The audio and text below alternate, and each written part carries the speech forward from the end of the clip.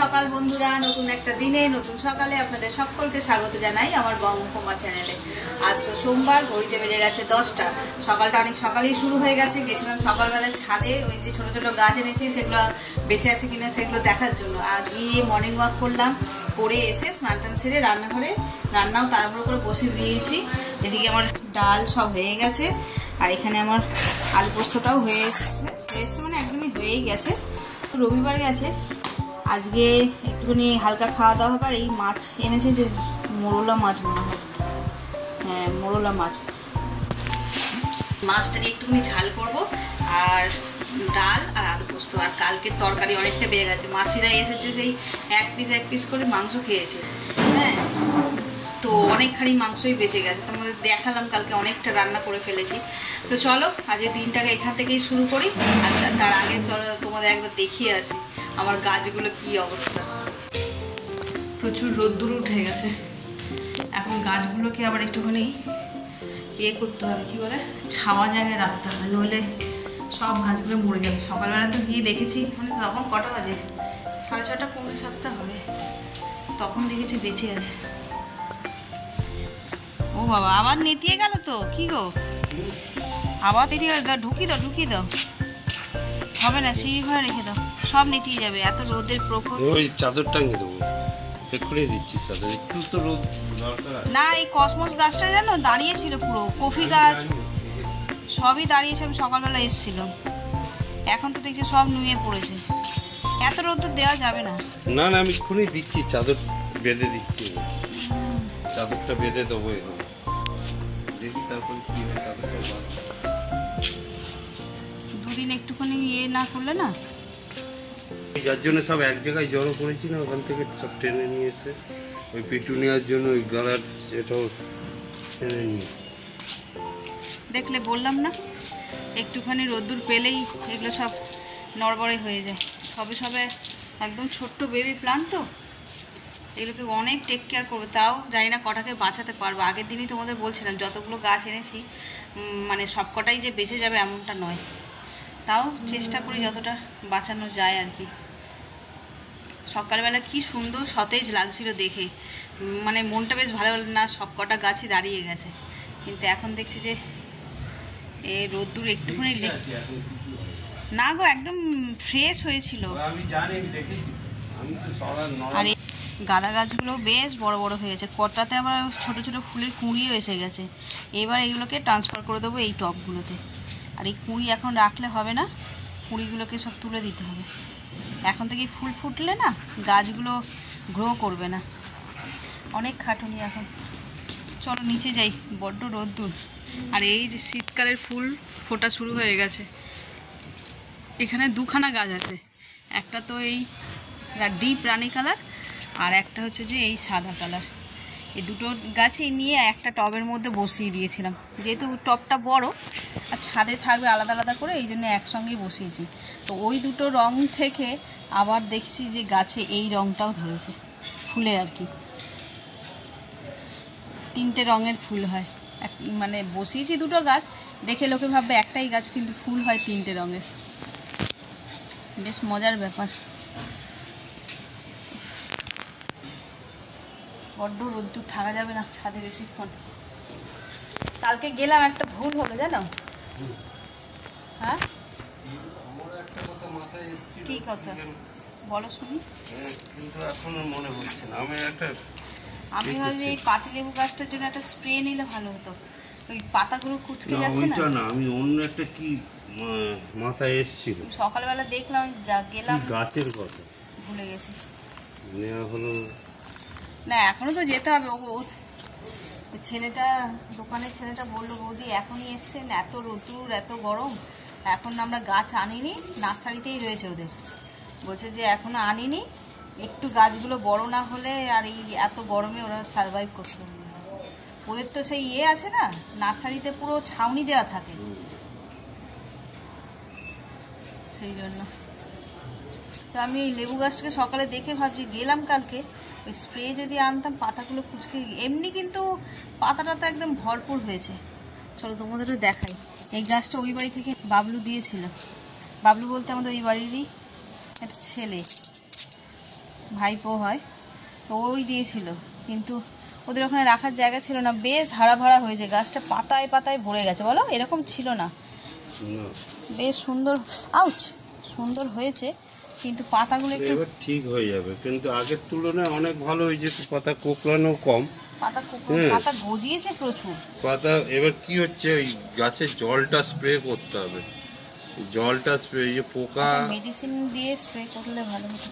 আর এই দেখো জলও যদি স্পিডে স্প্রে করা যায় না, এই দেখো সিম গাছগুলো কিরকম বড় হয়েছে, এবার ভেড়া তৈরি করতে হয়, এইরকম একটা ছোট্ট ভাবে করব, তারপরে এই উঁচুতে দুদিকে শশা গাছও হয়ে গেছে বড়। চলো বাবারে, যার মাথার ঝনঝন করছে। আজ সকালবেলা এসেছিলাম, তখন ফোনটা নিয়ে আসেনি, দেখছি শিউলি গাছের ফুলের মধ্যে 2খানা প্রজাপতি একসঙ্গে। আচ্ছা, এই প্রজাপতি আসা শুরু হলো, ভোরের দিকটা একটু ঠান্ডা ঠান্ডা মতন থাকে, বসন্তকাল না, এইবার হেমন্ত, এটা হেমন্তকাল, হেমন্ত, বসন্ত কেন হতে যাবে, শীতের পরে বসন্ত। তো ওই বলছি আর কি, দেখছি 2খানা বেশ কালারফুল প্রজাপতি এসেছিল।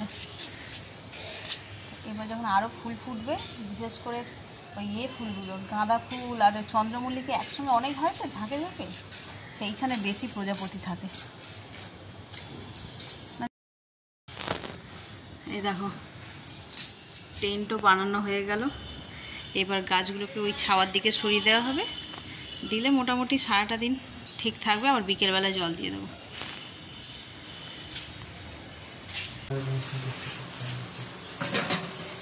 এখন টিফিন খাবে পাপু কাকা। এ দেখো চুনো মাছটা দিয়ে ঝাল করে নিলাম, একটু টমেটো আর কাঁচা লঙ্কা দিয়ে, সর্ষে বাটা দেবো না। আর এখানে হচ্ছে ব্রেকফাস্টের প্রিপারেশন, ব্রেডটাকে টোস্ট করে নিই, মানে বাটার টোস্ট করবো আর কি, আর মিষ্টি কলা আছে, সব মিলিয়ে মিশিয়ে হয়ে যাবে।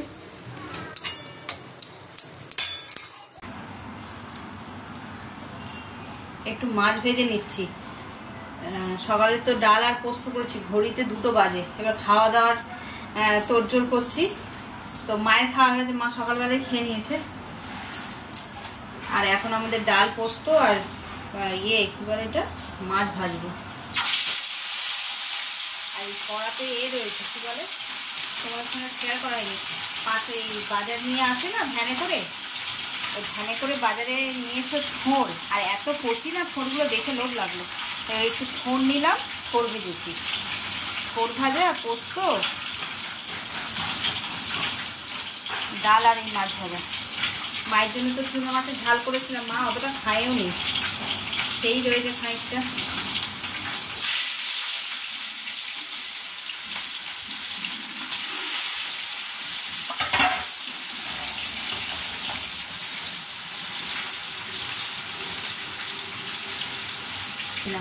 আজকে না ছট পুজো, এই আমাদের পাশের নয়, 2টো বিল্ডিং পরেই হচ্ছে যে তোমার ওদের বাড়িতে ছাদে প্যান্ডেল করে ওই ছট পুজোর আয়োজন করেছে, তো সেখানে সকাল থেকে গান বাজছে, তো যখন গান বন্ধ হচ্ছে তখন একটু সুযোগ পাচ্ছি ভিডিও করার, মানে বাজছে মানে কি ভীষণ জোরে বাজছে, সব কপিরাইট হবে, ওই জন্য আর ভিডিও করা হয়নি।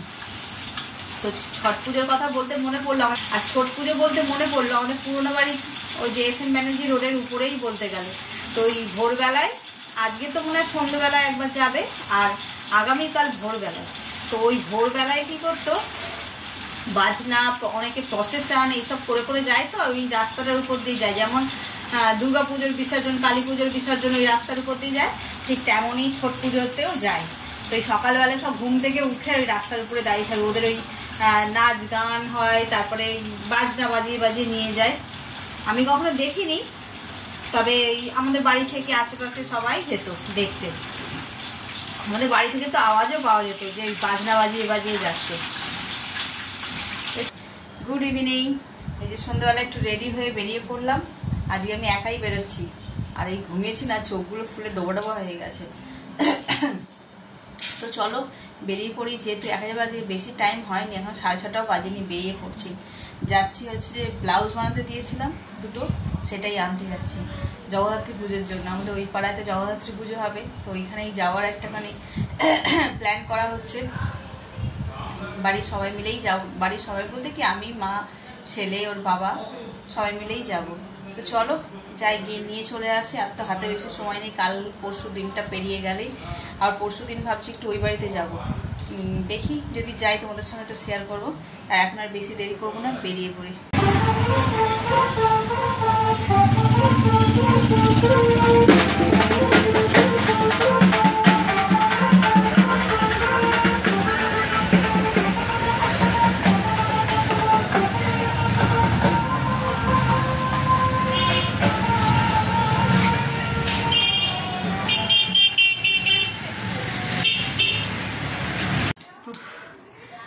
এই ফিরলাম, রাস্তায় বেরিয়েছি তো প্রচুর গরম, মনেই হচ্ছে না যে এবার শীত পড়বে। এত ঘেমে নেই স্নান, আমার এই চুলের গোড়াগুলো সব ভিজে গেছে। আর ইচ্ছা করলো না যে কিছু ভিডিও করি। তার মধ্যে তোমাদের দুটো ক্লিপিং দেখালাম। রাস্তায় সেই ভিড়, তোমার এই যাচ্ছে ছট পুজোর করে সব ম্যাটাটা করে করে, যেরকম আওয়াজ আর তেমন ভিড়। মানে আমি তো কয়েকটা তুলে দেখিয়েছি তোমাদের, পর পর পর পর ওইভাবে যাচ্ছে রাস্তায়, তেমনও ভিড় হয়ে গেছে। তো ঘরে থাকি তো এত আওয়াজ আর এত ভিড় যেন সহ্য হয় না।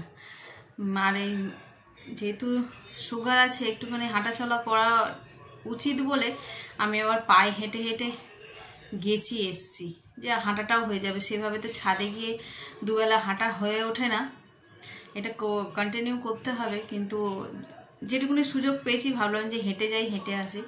তো ওই হাঁটতে গিয়ে আর ওই আওয়াজ আর ওই তোমার ভিড় যেন শরীর অস্থির করে দেয়। এই স্যার এই এসিটা চলছিল, ছেলে বসে আছে ঘরে, ওই এসির মধ্যে এসে বসে পড়েছে, পুরো চুলের গোড়াগুলো ভিজে গেছে। আর এই যে যেটা করতে গেছিলাম ফাইনালি সেটাও হয়েছে। এই যে ব্লাউজ পিসটা দেখতে বেশ ভালো লাগছে। তখন ভাবছিলাম যে বানাবো না, অন্য কোনো একটা রেডিমেড ব্লাউজ দিয়ে পরে নেবো। এখন দেখছি বেশ ভালো লাগছে। এইটা ওই শাড়িটারও ফলস পিকও করিয়ে নিলাম। সামনেই জগদ্ধাত্রী পুজো আছে, যাবো, টুকটাক লাগবে। আগে তো দুর্গা পুজোয় অত জামা কাপড় পরতাম না, জগদ্ধাত্রী পুজোর 4 দিনের জন্য জামা কাপড় জমিয়ে জমিয়ে রেখে দিতেন। জামা কাপড় মানে শাড়ি আর কি, কোন দিন কোনটা পরবো, সকাল বিকেল এইভাবে। তো চলো, এত দূর থেকে তার রোজ রোজ যাওয়া হবে না, একদিনই যাব। তো সেই জন্য সব প্রিপারেশন শুরু করেছি আর কি। তো চলো এখন রাখি, রাতের রান্নার ব্যবস্থা করতে হবে। আজকে আবার ম্যাডাম মানে নিচের অনন্যা বলে গেল, আন্টি আমি আজকে পড়বো, মানে আজকে থেকে পড়া শুরু করবো। ওর মনে ছুটি মানে শেষ হলো, পুজোর ছুটি শেষ হলো। আমি কিন্তু ছুটি দিইনি, ও নিজেই ছুটি নিয়েছে। তো এই আসছে, ওই দেখা হলো নিচে, আন্টি আমি আসবো, আমি যে আয়।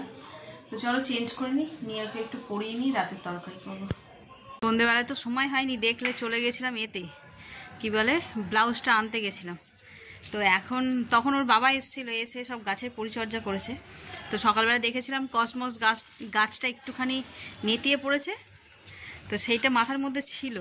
তো এসে আর সময় হয়নি। তারপরে ওই বাচ্চাগুলো পড়তে এলো, রান্না করলাম, করে ঠোরে এখন একটু হাতে সময় পেয়েছি, এখনও খেতে বসেনি কেউ। আমি যাই গিয়ে একটু চট করে দেখে আসি গাছগুলো কেমন আছে। তো এসে দেখছি যে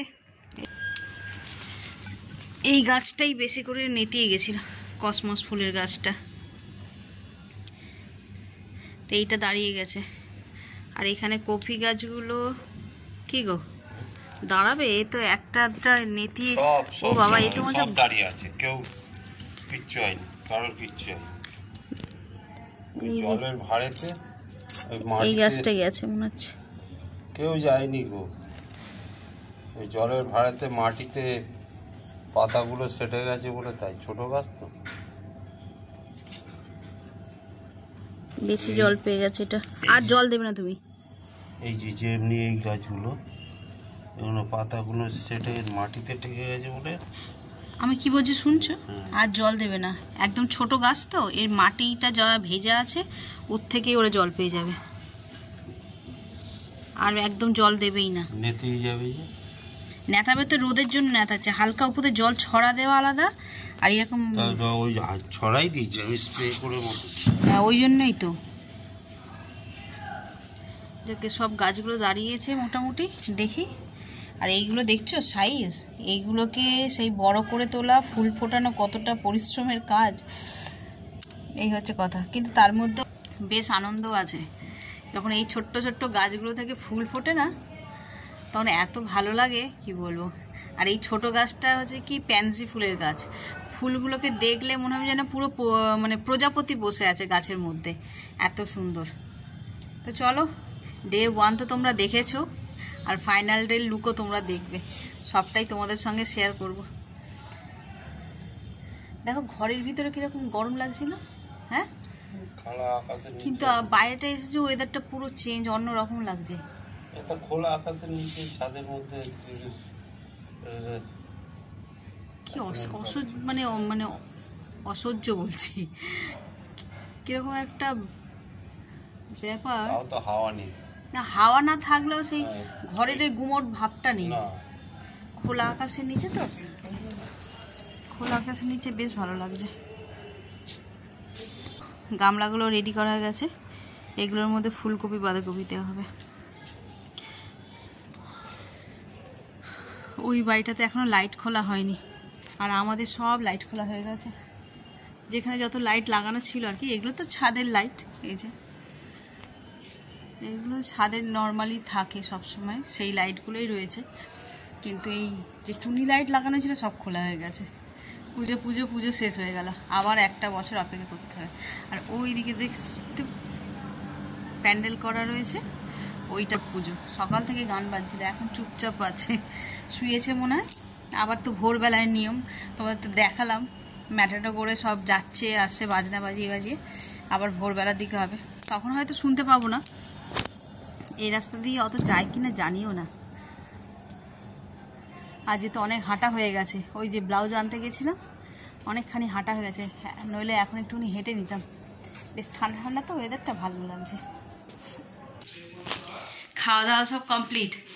আজ একটু তাড়াতাড়ি খাওয়া দাওয়া করে নিয়েছি। কটা বাজে? 11টা বাজেনি, এখনো 5 মিনিট বাকি। তো তাড়াতাড়ি খাওয়ার কারণ হচ্ছে ওই যে বাচ্চাগুলো পড়তে এসেছিলো। বাবারে নাকটা শসর করছে, কি বেচ্ছে ওয়েদার, কখন গরম কখন ঠান্ডা বোঝা যায় না। তো যাকে ওই বাচ্চাগুলো পড়তে এসেছিলো, আর ওরা পড়ে যেতে যেতে 9টা বাজে। তো রান্না করতে দেরি হয়েছে, তা রান্না ঠান্না করে আর বেশিক্ষণ বসিনি। তো যেই রান্না হয়েছে গরম গরম ওদের দিয়ে দিয়েছি, আমরাও খেয়ে নিয়েছি, নইলে এত তাড়াতাড়ি খাওয়া হয় না। তো 11টা বাজে এদিকে খাওয়া হয়েছে, হাত মুখ ধুয়ে নিয়েছি। এখন খাবো ওষুধগুলো। এই পুজো পালা করে করে না একদম ওষুধই খাওয়া হচ্ছিল না। মানে আমার সুগার আছে, সুগার প্রেশার দুটোই আছে। যাই হোক, পুজোর সময় একটুখানি তো অনিয়ম হয়ে যায়, যেগুলো বিশেষ করে খাওয়ার আগের ওষুধ সেগুলো তো খাওয়াই হয় না, ভুলে যাই খালি। খাওয়ার পরেরটা তাও অনেকক্ষণ পরে মনে পড়লেও খাওয়া যায়, কিন্তু খাওয়ার আগেরটা তার মনে থাকে না, খাবার খেয়ে নিই হয়ে যায়। তো এখন ওই খাবো, ওষুধটা খাবো, খেয়ে শুয়ে পড়বো। তো চলো, আজকের ব্লগটাকে এই পর্যন্তই রাখছি। যদি কিছু ভালো লেগে থাকে তাহলে please like, comment, share and subscribe. সকলে ভালো থাকবেন, সুস্থ থাকবেন। আগামীকাল আবার একটা নতুন দিনের সঙ্গে দেখা হচ্ছে। Good night.